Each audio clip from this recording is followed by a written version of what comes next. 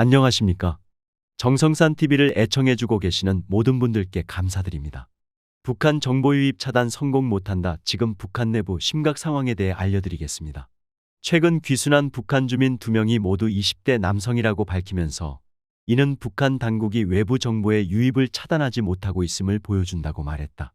또 문화의 전파는 자율성에 기초하고 있다면서 북한은 2020년 반동사상문화배격법, 지난해 평양문화어보호법 등으로 외부 정보 유입을 차단하려고 시도하고 있지만 이러한 노력은 성공하기가 어려울 것이라고 강조했다. 아울러 윤석열 대통령이 광복절 경축사를 통해 발표한 8.15 통일 독트린에서 언급된 북한 주민의 정보 접근권 확대와 관련 현재 북한 주민들의 외부 세계 정보에 대한 욕구는 높아지고 있고 주민들의 외부 정보에 대한 욕구는 자발적인 것으로 앞으로도 북한 주민들의 자발적인 열망을 충족할 수 있도록 지속 노력하겠다라고 말했다.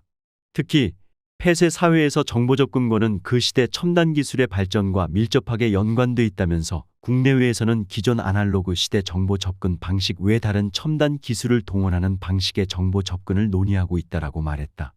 지난해 여름 어렵게 북한을 떠난 탈북민 2명이 한국에 입국한 것으로 전해졌습니다. 코로나 대유행 이후 국경 통제가 강화되면서 탈북이 점점 어려워지는 가운데 이 탈북민들은 북한 국경경비대 군인과 직접 거래해 탈북에 성공했고 무사히 한국까지 온 것으로 알려졌습니다. 한국탈북자동지회의 서재평 회장은 자유아시아방송에 이들은 이모와 조카 사이라고 설명했습니다. 국경경비대 군인들과 직접 거래해서 바로 한국으로 넘어왔다고 합니다. 한국 돈으로 2천만 원 정도 주고 이모와 조카가 여기 도착했더라고요. 제가 확인했어요. 지난해 12월 기준 보호센터에 있는 걸로 봐서는 적어도 3-4개월 전에 탈북하지 않았을까 생각합니다. 아마도 지난 여름에 나온 것 같습니다. 한국통일부는 지난 18일 2023년에 한국에 입국한 탈북민은 총 196명이라고 밝혔습니다. 남성 32명, 여성 164명으로 전년도에 입국한 탈북민 수보다 약 3배가량 많은 수치입니다. 통일부 당국자는 작년에 입국한 탈북민 중 해외에 오랫동안 체류하다 한국으로 넘어온 탈북민이 대부분이라며 북중 국경을 넘어 탈북한 사람은 매우 극소수라고 밝혔습니다. 한 자릿수에 그쳤다는 겁니다. 코로나 대유행에 따른 국경 봉쇄로 북한에서 중국 혹은 러시아로 탈북하는 것이 어려워진 가운데 지난해 한국에 입국한 탈북민 중 대다수가 이미 코로나 이전에 북한을 나와 해외에서 장기간 체류했다는 설명입니다. 이시마루 지로 일본 아시아프레스 오사카 사무소 대표는 1월 5일 지난해 한국에 입국한 탈북민 수가 늘어난 이유는 중국의 코로나 정책이 바뀐 이후 중국 내 이동 통제가 완화됐기 때문이라고 분석했습니다. 역시 중국에서 제로 코로나 고강도 방역 정책을 포기하면서 중국 내 이동에 대한 통제가 많이 완화돼 당시 동남아시아 쪽으로 가는 것이 물리적으로 가능해졌기 때문이라고 보고 있습니다. 그래서 한국으로 들어오는 숫자가 많아졌다고 보는데요. 하지만 이시마루 대표는 오늘날 북중 국경을 넘어 탈북하는 것 자체가 사실상 불가능하다고 강조했습니다. 중국으로 탈출하는 것 자체는 이제 굉장히 어려워졌고 거의 불가능해졌다고 저는 판단하고 있습니다. 물론 코로나 이전에 합법적으로 외국에 나간 사람들이 도망쳐서 한국에 가는 사례는 앞으로도 있을 수 있죠. 그러나 2023년 또는 2024년에 물리적으로 중국으로 탈출할 가능성이 거의 없어졌다고 저는 봅니다. 그만큼 국경 통제가 엄격해졌기 때문에 중국으로 탈북하는 것은 거의 근절됐다고 보고 있습니다. 한국의 북한인권단체 나우의 지처로 정착지원실장도 북중 국경을 통해 탈북하는 북한 주민은 희박할 것으로 내다봤습니다. 지금 코로나 이후에 북한에서 나왔다는 사람을 거의 본 적이 없습니다. 아마 앞으로도 이 추세가 지속될 것 같은데요. 지금은 중국과 북한이 물리적으로 철조망을 쳐놓은 상태이기 때문에 그런 부분에서 변동성은 없지 않을까 생각하고 있습니다. 서재평 회장도 북한 내에서 탈북을 돕는 활동도 거의 없을 것으로 본다면서 북중 국경이 완전히 개방되지 않은 상태에서 탈북에 성공할 가능성은 매우 낮다고 진단했습니다. 이런 가운데 중국을 비롯한 제3국 내 탈북민들에 대한 구출 활동도 낙관적이지 않습니다. 탈북민 구출 단체들은 올해도 중국 내 감시 강화, 높은 탈북 비용 등으로 탈북민 구출이 쉽지 않을 것으로 전망하고 있습니다. 특히 중국의 감시와 통제 강화가 대표적인 이유인데 국제인권단체인 휴먼라이츠워치는 최근 발표한 2024 세계인권보고서에서 지난해 중국이 국경에 대한 보안과 감시를 강화한 것이 북한 주민의 탈출과 이동에 큰 장애물이 됐다고 지적했습니다. 이에 대해 지철호 실장은 탈북민 구출에서 가장 중요한 문제는 비용이라며 중국의 삼엄한 경비와 통제 때문에 탈북 비용이 적어질 가능성은 크지 않을 것으로 내다봤습니다. 중국의 통제가 심하다 보니 탈북 비용이 상승하는 부분도 있지만 비용이 절감되지 않는다면 탈북민을 구출하는 게 점점 더 힘들어지지 않을까 생각하고 있습니다. 탈북민 구출이라는 것도 시급한 문제지만 중국 내 통제나 단속으로 인해 어려운 상황이잖아요. 그러다 보니 브로커들이 적은 금액으로 많이 진행하기보다 많은 금액으로 한두 번 위험을 감수하는 것이 더 합리적이라고 생각할 것 같습니다. 또 중국에서 계속되는 탈북민 강제 북송도 구출 활동에 걸림돌이 되고 있습니다. 복수의 북한 인권단체들에 따르면 중국이 지난해 11월부터 12월 사이 100여 명의 탈북민을 추가로 북송하는 등 지난해 10월 대규모 강제 북송 이후 최근까지도 계속 탈북민을 북송하고 있다는 주장도 제기됐습니다. 제일 어려운 건 공안 당국의 단속이 더 강화되고 중국 내 감시 시스템 또는 통제 상황들이 구출 활동을 어렵게 하고 있다는 점입니다. 또 어려운 점은 지난 3년 동안 잡혀있던 사람들이 다 북송됐잖아요. 중국 현지에서 북송을 두려워하는 사람들이 늘어난 것 같아요. 그만큼 중국이나 제3국에 있는 탈북민들이 강제 북송을 두려워하면서 이동에 대한 의지나 분위기가 많이 가라앉았다는 겁니다. 북한 당국이 북중 국경의 개방을 선언했지만 여전히 자유로운 인적 교류가 허용되지 않은 가운데 북중 양국의 삼엄한 감시와 통제, 탈북민 구출 비용 상승 등으로 올해도 탈북부터 구출까지 모든 과정의 어려움은 계속될 전망입니다.